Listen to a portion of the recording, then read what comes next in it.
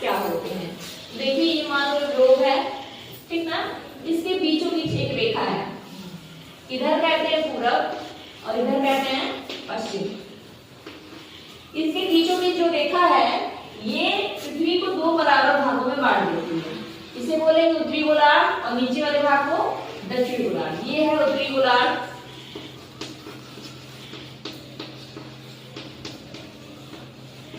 और दक्षिणी गोलार्ध, दक्षिण में दक्षिणी गोलार्ध।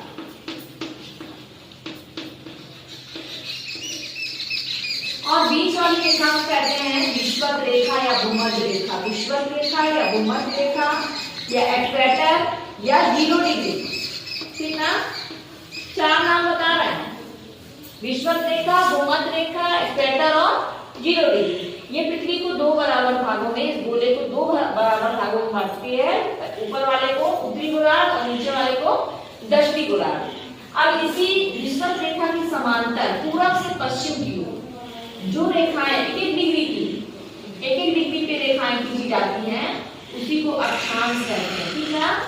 ऐसी काल्पनिक रेखाएं जो पूरब से पश्चिम की ओर एक डिग्री की दूरी पर ग्लोब पे खींची जाती हैं उसे ही अक्षांश कहते हैं। ये विषुवत रेखा के समांतर होती है, ठीक ना।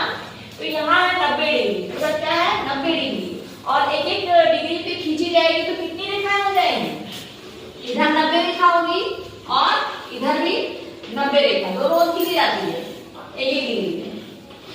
90 हो गई, यानी 90 और इनके बीच वाली कितनी हो गई, टोटल हो गई 181, है ना। इसमें से जो उत्तरी ध्रुव है और दक्षिणी ध्रुव है ये जो है बिंदु के रूप में है।